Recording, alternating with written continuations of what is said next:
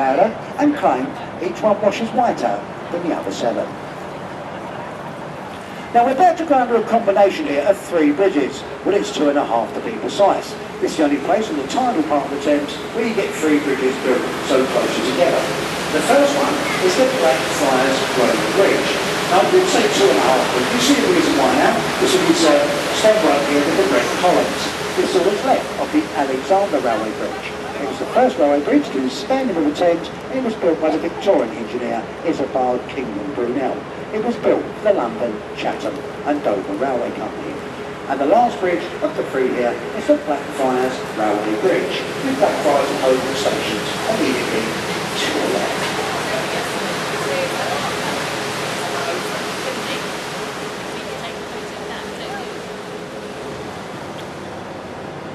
Now also have the boat there on the left hand side now, dominating the skyline here, you'll see Sir Christopher Wren's masterpiece, St Paul's Cathedral. Now St Paul's Cathedral is stands 365 feet high. That's alright, they left their dinner in the microwave. Now St Paul's Cathedral stands at 365 feet tall. That's a foot for every day of the year. Now St Paul's is the 2nd largest unsupported cathedral dome in the world, the largest being on St Peter's in the Vatican City of Rome. Now there's many famous people actually entombed in St Paul's. There's the Duke of Wellington, Lord Nelson, Florence Nightingale and the architect himself, Sir Christopher Wren. You look halfway down St Paul's, you see 5 stone statues. Well, these are 5 of the 12 apostles, the other 7 around the other side of the building. Now in complete contrast now, on your right hand side here now, you'll see this large brick building here with a chimney in the middle. It is the old Bankside Power Station. It is no longer used as a power station anymore though. It is now the home of the Tate Modern Art Gallery.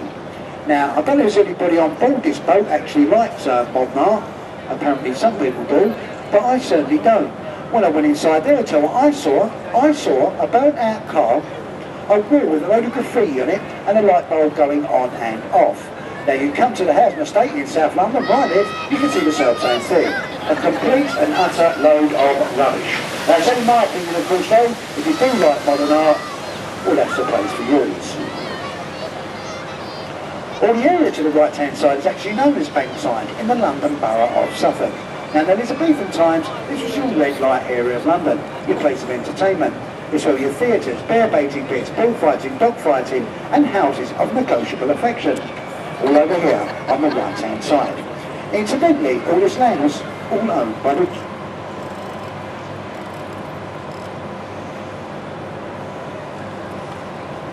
Now on the right there you see that white building there with a straw roof. It's a replica of the Shakespearean theatre, the Globe Theatre. Now if you went inside there, it's completely authentic. They dress in period costume, there's no lighting, no sound amplification, and they do Shakespearean plays during the summer months.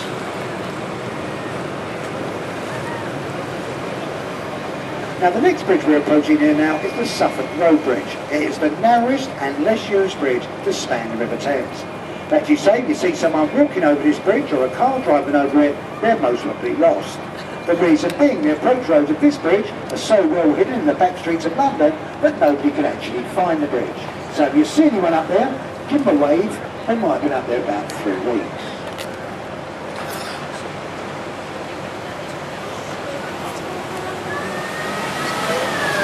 As we clear now across your left hand side there, you see that black plane there with the barges with the grey containers in. Now these are in fact rubbish barges, or garbage barges. This is what we do with 70% of London's daily rubbish. What happens is all those black bags that get thrown out during the day or during the week end up in one of them barges. Now the high tide, like now, the powerful London tugs will come up, get hold of them barges and tow them to a landfill site down in Mucking in Essex. Because that's what we do with our rubbish here in London, you see, we throw it all over Essex. The next bridge here now is the Cannon Street Railway Bridge. There's not really much I can tell about this bridge really. All I can tell you is that it's painted this delightful shade of British Rail green, and it just stops the trains at 40 minutes of water.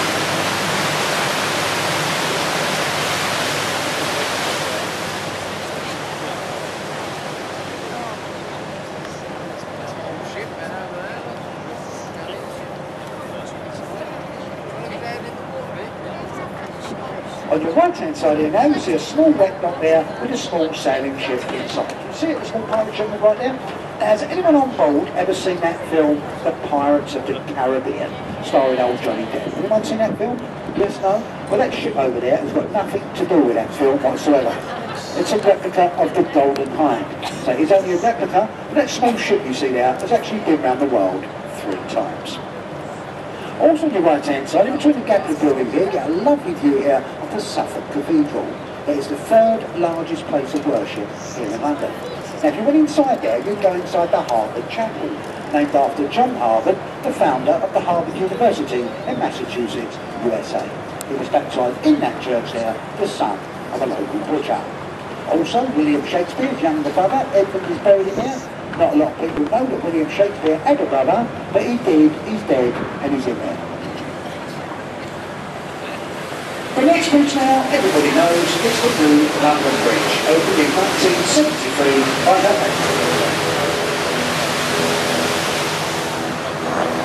As we clear now, on your left there is a large white column there with a gold fire upon the top. That is the monument built and designed by Sir Christopher Wren. It was built to commemorate the Great Fire of London of 1666. The monument stands 202 feet tall and has 311 stone steps to reach the top. Also on the left there you see this large blue grass frontage building. Now a lot of people do come up and ask us what it is. Now what it is, it's the headquarters and training ground of the London Window Cleaning Association. There it is in shirt. No, it's here obviously the Daily Express and the OK magazine. That's their offices over there on the left. Also on the left there you see that yellow brick building there with a black oval roof and the golden fish upon the top as weathervanes. It's the old Billingsgate Fish Market.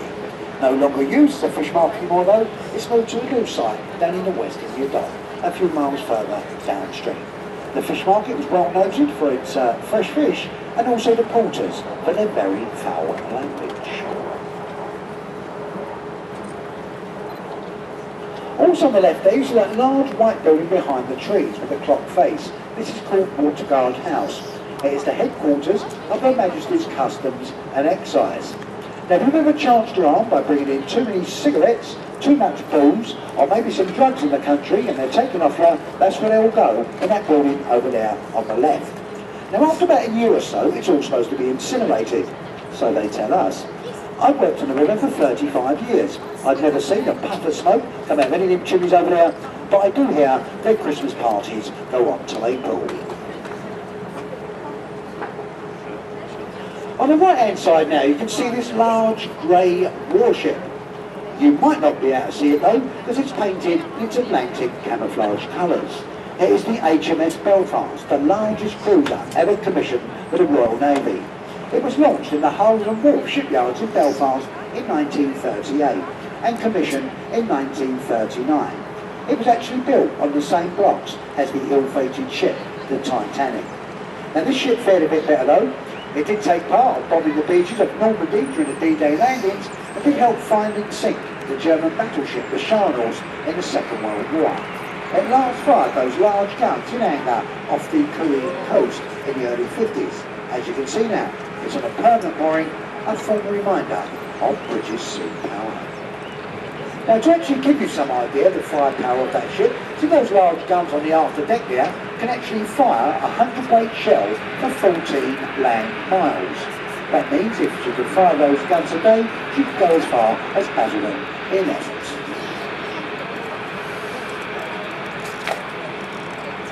Now we've got some weird and wonderful buildings popping up on the banks of the Thames these days, but nothing more weirder than that one over there on the right. The glass building there that looks like a motorcycle crash helmet. It's actually known as City Hall. It is the workplace of our elected mayor here in London. Now if you're not from London, we've actually just changed that mayors. We just got rid of a bloke called Ken Livingstone, thank Christ, and we've got a new bloke in charge now called Boris Johnson. That's his office over there on the right. As we start to turn the boat round now and come a foot over there, if you've got your cameras you get a lovely shot of the world famous Tower Bridge.